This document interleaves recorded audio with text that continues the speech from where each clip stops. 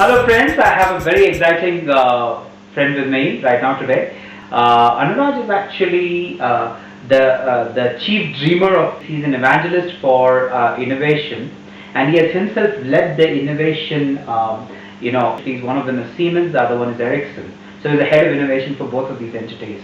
And Anuraj is obviously the guru on telecom as well. He has spent about 20 years in the telecom industry and he has got a lot of international experience. So one of the things I wanted to check with Anuraj before I get more details is basically, Anuraj, talk to us about what this innovation game is. How do you sort of foster the spirit of innovation in an entity, large or small? Right. See, innovation is one of the highest used and misused buzzwords out there right now. So I would say innovation, the definition of innovation is so obscure from where you, depending on where you look at it and what angles you look at it and who you're talking to, in mature markets or in developing markets and so forth. But what has been a great wake up for me to work in mature markets across 4 continents, and then move back to India after 22 years and see totally new definitions which have come about, and where business model innovation talks much more highly and much more than product innovation, which I've been more used to in other countries. But innovation is really, at the end of the day, it's about generating value. And it's through a definition of a colleague of mine, David Wittenberg, it's benefit over cost. Okay. That's what value is at the end of the day. But it's all about generating the right insights, having the right ideas, and having the right impact, which is the way Water put it.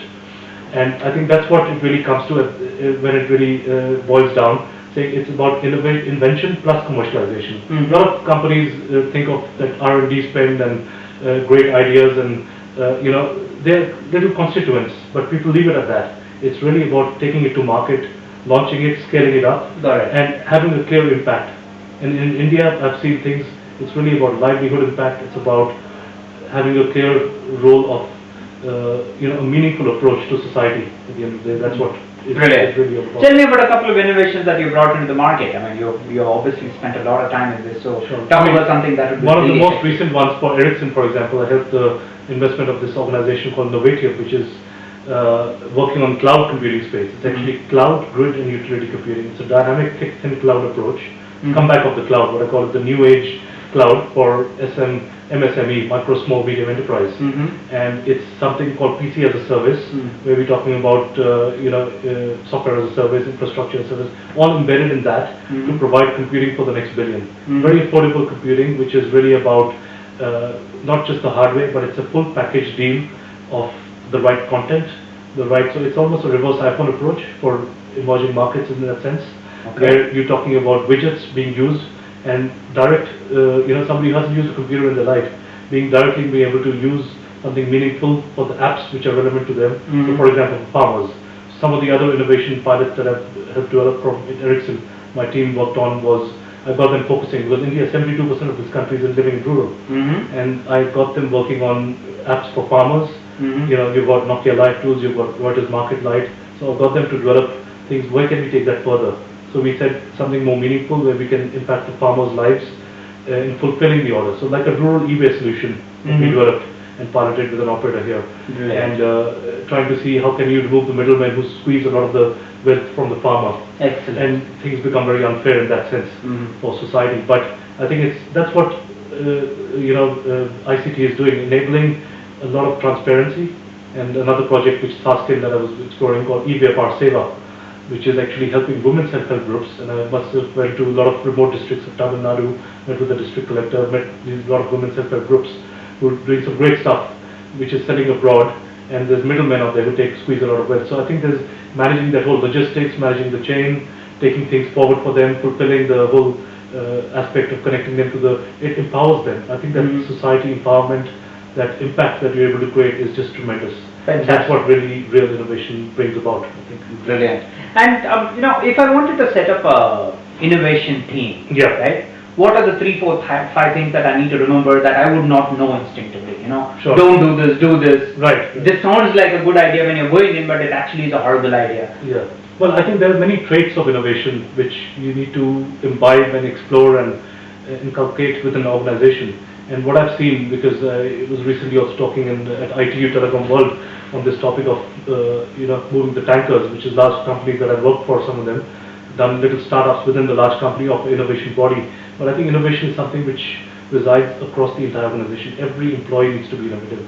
So it's something which has to be run by even the HR department. So I've worked very closely with HR to bring in the DNA of innovation, to really bring it as a mindset, and more so as a heart set, the way I talk about.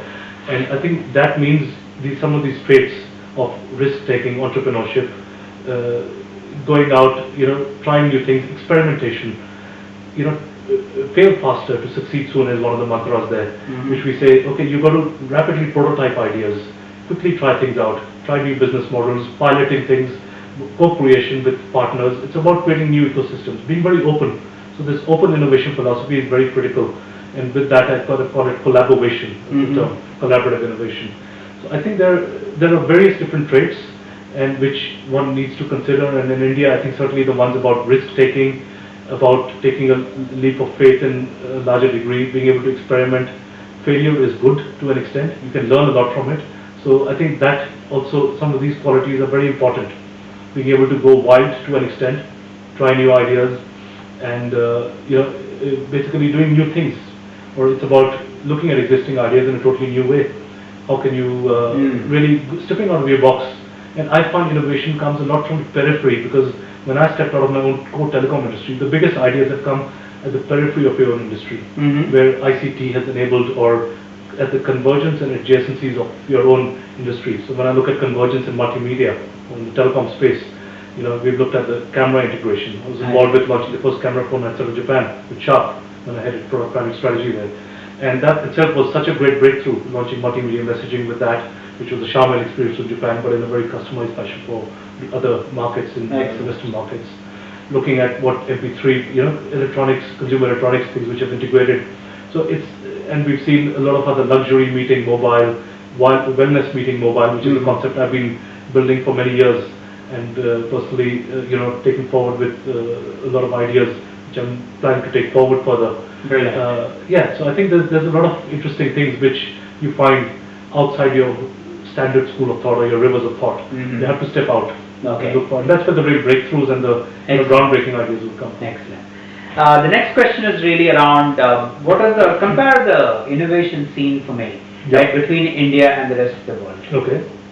So in India, we talk about innovation from a kind of a different perspective. As I was saying, business model being one of the key areas. So India is basically jugaad, basically. Well, jugaad is an inspiration to innovation. Okay. It's not true innovation, and you see a lot of that. I mean, you just have to open your eyes. Even a blink can give you so much of inspiration, so much of things which you can convert to ideas and real insights. So I think it's about knowing how to do that and taking it forward. But yeah, there is reverse innovation. There's this frugal innovation approach, which is connected well to that.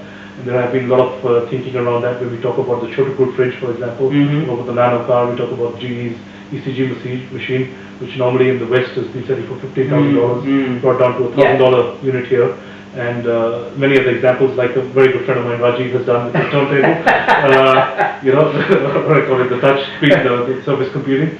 But I mean, all this is, I think, great examples of bringing value, affordability, accessibility for a much bigger audience, and where scale will really multiply to a totally new realm, I would say. And I think, yeah, so reverse innovation is something which is coming from emerging markets like India and can be applied in other markets. So, and I think this localization phenomenon is very well connected with it. And thinking global, acting local. Very good, very good. Thanks a ton. I think it was a great session. I think I'm sure you guys enjoyed it as much as I did.